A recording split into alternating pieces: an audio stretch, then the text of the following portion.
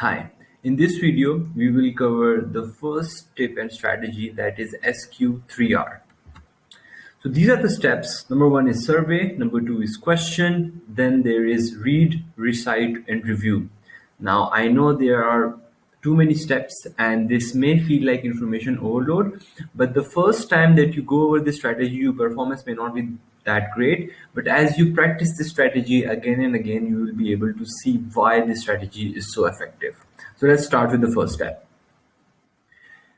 Survey. So resist the temptation to jump right into reading the passage. Instead, glance through or survey the passage to identify the subject matter, the point of view, and the overall purpose of the passage. This should take no more than 2 minutes.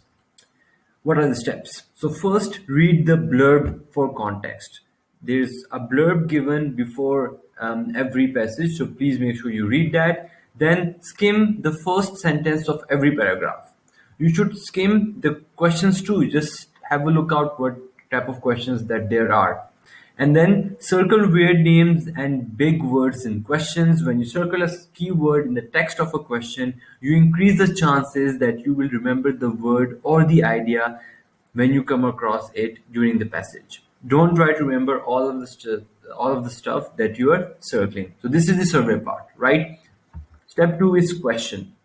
Basically, this part is meant to help you get excited about what you are about to read. If you're interested in what the passage is about, then you're more likely to grasp the point the author is making the first time you read it.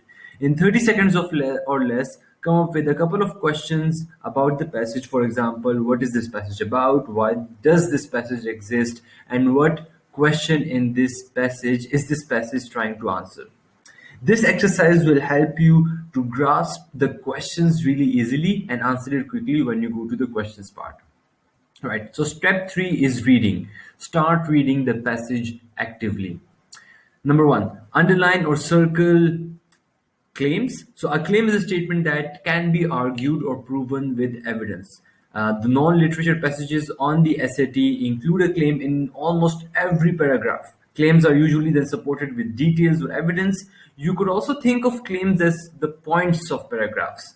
If you can tell the difference between sentences in a passage that include claims and the ones that are supporting the claims with evidence, you're well on your way to fluency. Number two, underline or circle keywords. So keywords are the words and concepts that are central to the claim or claims that the author is trying to make.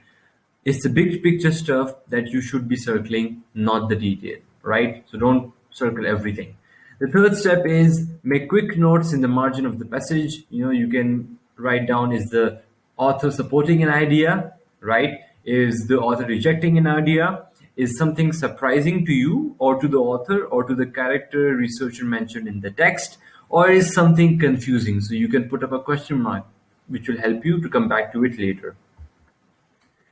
After that, you should circle the buts. So these includes contrast words, which signal a shift in author's argument, right? And circle the ands, which are continuation words, which signal the author is about to emphasize or restate an important part of the argument. So if you have circled these words, you will be able to get better meaning out of them. So a top tip here is that the most important claims and conclusions are usually found in the first and the last sentences of a paragraph, right? So when you first read through, pay more attention to the bones of the passage and less evidence to the evidence that backs up those claims, right? So if you understand the structure of the passage first, you will know where to find supporting evidence you need if and when you are asked about it, right? The next step is recite. This is the R2 step. This is the most important part of effective active reading. The second R stands for recite in your own words, right? Active reading is understanding most of the text during the first read while you're reading it. So after you read each paragraph, say back to yourself what it was about using your own words. By summarizing, you can gain control of the text and prove to yourself that you understand what you just read. This is a super important step, right? The last step is review. So once you reach the end of the passage, say back to yourself what the point of the whole passage is again. using your own words.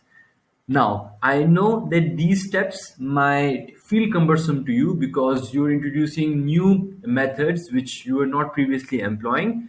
Trust me, try applying this technique, and after a few times, you will get better at it, and after a few more times, you will use this technique to score much better on your reading part. All right. In the next video, we will cover the other technique, that is rip rap.